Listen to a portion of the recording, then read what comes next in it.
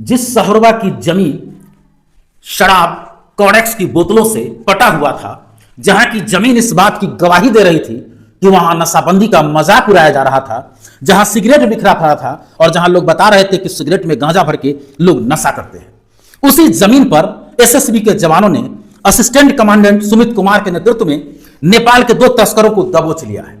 उसका बाइक भी धरा गया है, साथ ही 10 किलो से ज्यादा नशीला गांजा, प्रतिबंधित गांजा भी पकड़ा गया है।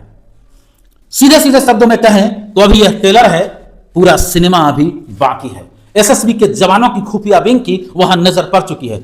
हम लोगों ने जो कवरेज किया था, कई मीडिया के लोगों ने वहां पर जाकर के, चूंकि वह ऐसा इलाका है जहां जान जोखिम में होता है, हमने वहां के जमीन को दिखलाया था कि किस तरह से वहां शराब के बोतल और कोडेक्स से जमीन पटा हुआ है। आपको बता दें कि सहोरबा में भारत नेपाल पिलर संख्या 320/25 के पास 8 बजे के आसपास खुफिया विंग की पुख्ता रिपोर्ट के बाद असिस्टेंट कमांडेंट सुमित कुमार के नेतृत्व में 10 किलो 90 ग्राम गांजा एसएसबी के जवानों ने पकड़ा है। साथ ही 43 वर्षीय टीका प्रसाद सिंह पिता रामदेव सिंह तथा 34 वर्षीय प्रमोद कुमार शाह पिता सुरेश शाह, दोनों नेपाल के सलाही जिला अंतर्गत लालबंदी दरबार का निवासी है, उसे दबोच लिया गया है।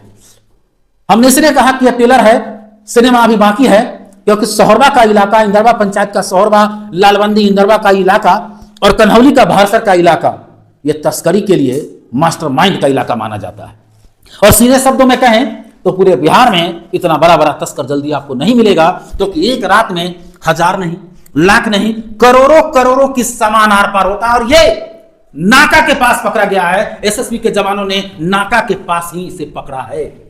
हालांकि जवानों को चुनौती देने की गफलत मत करना है तस्कर, क्योंकि हमारे 6, 6.5 और 7 फीट के लंबे जवान का बूट जब जमीन पर पड़ता है तो जमीन भी दलक जाती है। और तुम्हारा तो नेपाल का बॉर्डर है, हमारा पड़ोसी मित्र देश का बॉर्डर है, जहां के लोग 98% अच्छे हैं, मगर 2% ऐसा लोग है, कोड है नेपाल पर, जो नेपाल को बदनाम करता है।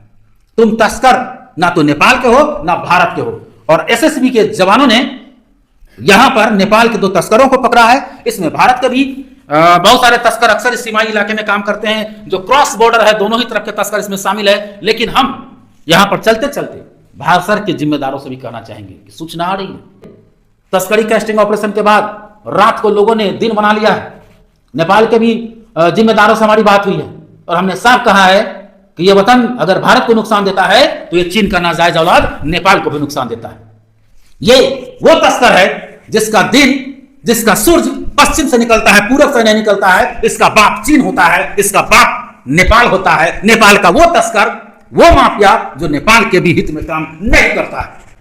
तो वहां के भी एसएसबी और पुलिस से भी आग्रह करना चाहेंगे, भारसर, हमने नेपाल के अन्य अधिकारियों से भी बात किया है, उन्हें बताया है कि किस तरह रात में तस्करी हो रही है। और भारत की यह सरजमीन, जहां सहोरबा का इलाका कोर बना हुआ है, यह आज नहीं बरसों से 88-89 का वो दौर याद कीजिए, 87-88 का वो दौर याद कीजिए, जिसके बाद वहां तस्करी परवान चढ़ी थी। 2010 आते आते वहां के कोई युवा नशे की जंग में आने लगे थे। नेपाल से लोग आते थे यहां नशा करने के लिए। और उस समय भी मेरी एक खबर याद कीजिए, मैंने लिखा था, संभलो अभी संभलने का वक्त है, क्योंकि तुम्हारा औलाद भी नशे की जंग में आ जाएगा। आज के समय को देखिए, आज के वक्त को देखिए कि आपका औलाद नशे की जंग में, चंद पैसों के लिए आपका औलाद बर्बाद हो रहा है। तो सहोरबा इंदरबा पंचायत के उन लोगों से आग्रह करते हैं, हम उनकी बात नहीं, सोशल मीडिया में माफिया भी आ गई है जो हिम्मत तोड़ने का काम करते हैं। लेकिन याद है ना, जो चट्टान होते हैं वो चट्टानी इरादे के साथ काम करते हैं। 2.5 दशक से ये काम कर रहा हूं, करता रहूंगा अपने देश के युवाओं को बचाने के लिए और नेपाल के युवाओं को बचाने के लिए। इस वक्त इस रिपोर्ट के साथ मैं मुकुंद कुमार अग्रवाल।